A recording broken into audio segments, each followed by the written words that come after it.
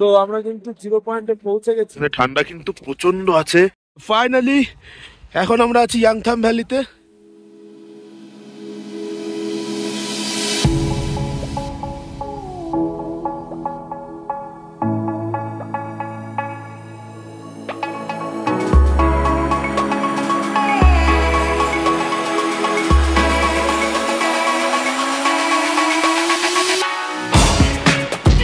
যাওয়ার রাস্তায় বরফে ঢাকা পাহাড়গুলোকে এতটাই সুন্দর লাগছিল যে আমরা বাইরে বেরিয়ে কিছু ফটো এবং ভিডিও ক্যাপচার না করেই থাকতে পারলাম না।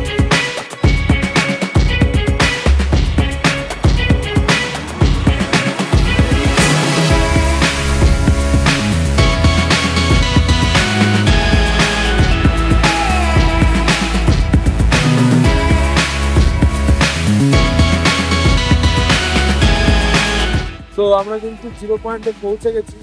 এন্ড এখানেও শুজ রয়েছে, যারা যারা নিচে থেকে না আনবেন ইয়াংথাম ভ্যালি থেকে এখান থেকেও নিতে পারেন। সেম এখানে 100 টাকা করেই লাগবে আর কি শু নেওয়ার জন্য। তো আপনাদেরকে জানিয়ে রাখলাম 0 পয়েন্টে এসেও নিতে পারবেন। ইয়াংথাম ভ্যালি থেকে 0 পয়েন্ট অ্যাকচুয়ালি ঘন্টাখানেকের রাস্তা। রাস্তায় আসার সময় ভিউ যথেষ্ট সুন্দর। আর আমরা এখন সামনের দিকে যাই, দেখি কি আছে। বরফ তো এখানে রয়েছে, দেখতেই পাচ্ছেন, বরফ পেয়ে যাবেন। তো 0 পয়েন্টে মে মাসে আমরা এসেছি, 0 পয়েন্টে আসলেও বরফ পাওয়া যাবে, বরফ নিয়ে অসুবিধা নেই। মোটামুটি এন্টায়ার 0 পয়েন্টের ভিউ। এখানে কিন্তু একদম নিচ থেকেই বরফ রয়েছে, তো বেশি তো যাওয়া লাগবে না স্নোর জন্য।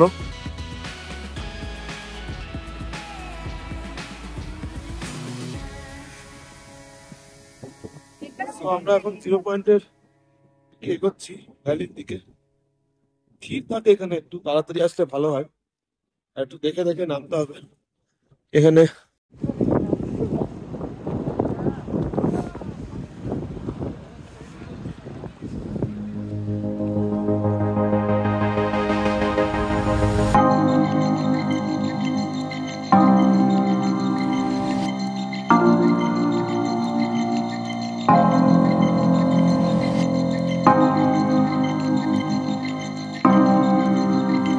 এইখান থেকে পুরো এন্টায়ার 0 পয়েন্ট দেখা যাচ্ছে। আর প্রচুর বরফ আছে, বরফ পাওয়া নিয়ে ভয় নেই। তো সিকিমে বা নর্থ সিকিম প্ল্যান করলে যদি আপনারা ভাবেন যে বরফ পাবো কি পাবো না, আমি শিওর শট বলতে পারি যে 0 পয়েন্ট আসলে বরফ পেয়ে যাবেন। আশা করা যাচ্ছে মে মাসে যখন বরফ আছে নিশ্চয়ই আরো 2-3 মাস থাকবে। এবার বর্ষাকালে তো এগুলো তো আসতে পারে না, কারণ ল্যান্ডস্লাইড হয়, প্রচুর জন আসেও না। তো সেই সময়ের কথা না হয় বাদই দিলাম। মে মাস বা জুন মাসের শুরুর দিকে অব্দি যদি, যতক্ষণ না মনসুন সিজন আসছে ততদিন যদি আপনারা ঘুরতে আসেন নর্থ সিকিম, তাহলে 0 পয়েন্টে আসলে অবশ্যই বরফ পাবেন। তো বরফ দেখার যদি ইচ্ছে থাকে তাহলে 0 পয়েন্ট চলে আসলেই মোটামুটি আপনাদের শখ মিটে যাবে। আর ভিউটা খুব সুন্দর, অবশ্যই আসবেন। নর্থ সিকিম এসে 0 পয়েন্ট বাদ দেওয়াটা মানে বোকামি। 4000 টাকা লাগবে, but it's worth it actually.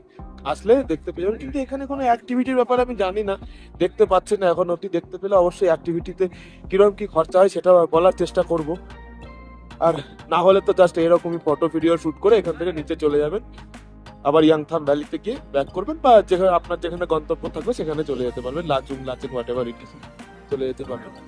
ঠান্ডা কিন্তু প্রচন্ড আছে। গ্লাভস, জ্যাকেট, পাফার, ভালো শু ছাড়া কিন্তু এখানে আসাই যাবে না। এগুলো কিন্তু মাথায় রেখে তবেই এখানে আসতে হবে। এমনকি অক্সিজেন ক্যান যদি থাকে সবকিছু নিয়ে কিন্তু আসতেই হবে, না হলে প্রচন্ড অবস্থা খারাপ হয়ে যাবে। হাত পুরো জমে যাচ্ছে ঠান্ডায় একদম, মানে কি বলবো, হাওয়া দিচ্ছে বলে প্রচন্ড ঠান্ডা। আর এত কুয়াশা চারিদিকে, ঠান্ডাটা চরম পর্যায়ে লাগছে। তো এইখানে আসতে গেলে কিন্তু একটু প্রিকশন নিয়ে আসতে হবে, না হলে ঠান্ডা 0 ডিগ্রির চেয়েও কম আছে এখানে টেম্পারেচার। তো প্রিকশন নিয়ে না আসলে কিন্তু অসুবিধা হতে পারে এই ঠান্ডাতে। তো একটু ভেবে চিন্তে আসবেন। বাচ্চারা থাকলে একটু সাবধানে, বাচ্চাদেরকে খুব ভালোভাবে মানে একটু গরম কাপড় জামা পরিয়ে তবেই কিন্তু নিয়ে আসবেন 0 পয়েন্টে আসলে। প্রচন্ড ঠান্ডা এখানে। তো এইটুকুই আমার বলার। আর এখানে এসে বেশি দৌড়াদৌড়ি করার কোনো দরকার নেই, ওতে কিন্তু অসুবিধা হতে পারে, সেটাও আগে থেকে জানিয়ে রাখলাম, না হলে শ্বাসকষ্ট হতে পারে। তো সেই সব কিছু ভেবে চিন্তে তবেই 0 পয়েন্টে এসে মজা করুন, অবশ্যই মজা করুন, কিন্তু বেশি লাফালাফি করার কোনো দরকার নেই। জানি না আপনারা দেখতে পাচ্ছেন কিনা, প্রচন্ড কুয়াশা চারিদিকে। তো 0 পয়েন্ট দেখা আমাদের মোটামুটি কমপ্লিট। এবার নিচের দিকে আবার যাচ্ছি। প্রচন্ড ঠান্ডা, ওয়েদার খুব খারাপ হয়ে গেছে, আর বেশিক্ষণ থাকা যাবে না এখানে। তো এবারে আমরা আবার নিচের দিকে যাচ্ছি, কুয়াশায় ঢেকে গেছে দেখতেই পাচ্ছেন, আর বেশিক্ষণ রিস্ক নেওয়া যাবে না, ঠান্ডা চরম পর্যায়ে লাগছে। এবার আমরা নিচের দিকে যাই, কিছু একটা খাওয়া দাওয়া করতে হবে, গরম ম্যাগি মোমো বা চা কিছু একটা খেতে হবে। আর তারপরে এখান থেকে আমরা ইয়াংথাম ভ্যালি যাবো, ওখানে দাঁড়াবো। আর মাঝে একটা ভিউ পয়েন্ট আছে, যদি সময় হয় ওখানেও দাঁড়াবো, ওখানেও দেখাবো। বাট হ্যাঁ, একটা মানে রেকমেন্ডেশন আমি দিতে চাই, 0 পয়েন্ট আসার যে 4000 টাকা একদম পয়সা শোধ, 0 পয়েন্ট আপনাদেরকে আসতেই হবে, ফার্স্ট রেকমেন্ডেড। এখানে আপনার আসবেনই, মানে এই ট্যুর করলে 0 পয়েন্ট অবশ্যই আসবেন, নাহলে কিন্তু পস্তাবেন। তো আমি চাই আপনারা সবাই 0 পয়েন্ট আসুন। তো বাকি এই মোটামুটি আপডেট। এবার সামনের দিকে গিয়ে বাকি কথা আবার বলছি। চল, প্রচন্ড ঠান্ডা লেগে গেছে, গাড়িতে উঠি তারপর বাকি কথা বলছি, ওকে? এরপর 1 প্লেট গরম ম্যাগি এবং 1 কাপ চা দিয়েই আমরা সবাই 0 পয়েন্টের ঠান্ডা থেকে বাঁচার জন্য শরীর গরম করার চেষ্টা শুরু করলাম। ম্যাগি এবং চায়ের পরেই এবারে আমরা ঠান্ডা থেকে বাঁচার আরেকটা উপায় বেছে নিলাম।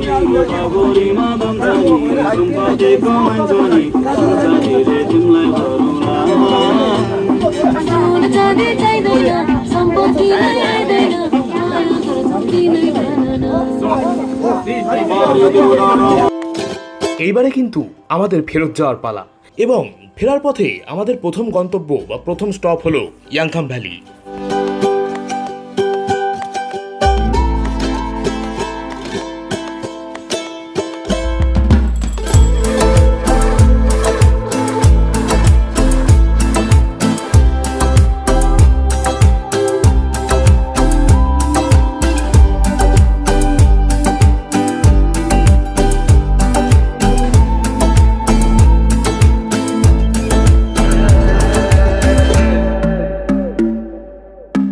ফাইনালি এখন আমরা আছি ইয়াংথাম ভ্যালিতে। এই মোটামুটি ভ্যালির ভিউ। তো এই ইয়াংথাম ভ্যালিতে এলাম আমরা অ্যাকচুয়ালি 0 পয়েন্ট কভার করে তারপরে ইয়াংথাম ভ্যালি এসেছি।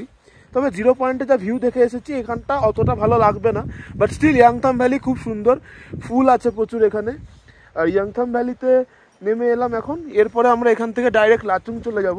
এখন কিন্তু সময় হচ্ছে প্রায় 1:45, বাট মেঘের জন্য অতটা ভালো বোঝা যাচ্ছে না। রোদ থাকলে হয়তো ভ্যালিটা অনেক বেশি সুন্দর লাগতো।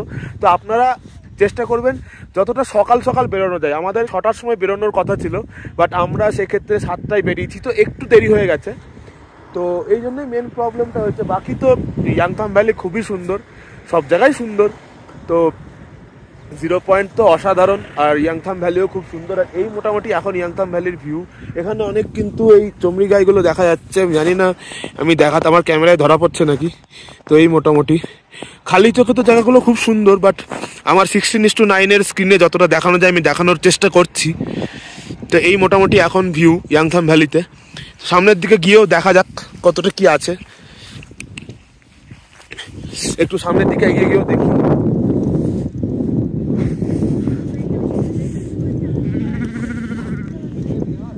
শুভ ওইখানটাতে তুলে নেবো, ওই নিচের দিকটা চল একটু। হ্যাঁ, ইয়াংথাম ভ্যালির এই মোটামুটি ভিউ। লোকজন আছে, বাট ঠান্ডা আছে প্রচন্ড এখন, তাই লোকের সংখ্যাও কম। সকালের দিকে আসলে অনেক ভালো ভিউ দেখতে পাওয়া যায় ইয়াংথাম ভ্যালি থেকে। বাট ইয়াংথাম ভ্যালি তো ভেরি ফেমাস, সবাই জানেন, নতুন করে কিচ্ছু বলার নেই। আর হ্যাঁ, আরেকটা জিনিস বলে রাখি, এখানে ঘুরতে আসলে কিন্তু এই যে ফুলগুলো আছে এগুলো কিন্তু তুলবেন না। এগুলো তুললে কিন্তু ফাইন হতে পারে। মানে আমাদেরকে অ্যাকচুয়ালি এখানে ঢোকার সময় বলেছিল ফরেস্ট ডিপার্টমেন্ট থেকে যে ফ্লাওয়ার যা আছে সেগুলো কিন্তু তোলা যাবে না, তাতে কিন্তু ফাইন হতে পারে। তো এই জিনিসটা একদম করবেন না, ঠিক আছে? বাকি আর নতুন করে কিছু বলার নেই। আর এখানে ঢুকতে কোনো চার্জেস এক্সট্রাও লাগেনি, সো এখানে আর কিছু বলারও নেই আমার। বাকি এই মোটামুটি এখানকার ভিউ। আর কুয়াশা দেখাই যাচ্ছে কতটা পরিমাণে মেঘ আসছে, সরি নট কুয়াশা, মেঘ অ্যাকচুয়ালি। তো কতটা পরিমাণে মেঘ আসছে সেটা দেখতেই পাওয়া যাচ্ছে, দূর দূরান্তে কিছু দেখা যাচ্ছে না। যে উপরে এতক্ষণ উপরে ছিলাম, এখন কিন্তু উপরে আর কিছু দেখতে পাওয়া যাচ্ছে না, প্রচুর কুয়াশা আছে। আর ঠান্ডাও, কুয়াশা শুধু নয়, কুয়াশার সঙ্গে ঠান্ডাটাও, প্রচণ্ড ঠান্ডা আছে কুয়াশার সঙ্গে। তো যাই হোক, একটু যদি রোদ থাকে তাহলে হয়তো ভিউটা অনেক বেশি সুন্দর লাগবে। এখন অতটা ভালো লাগছে না, but still you can enjoy this view.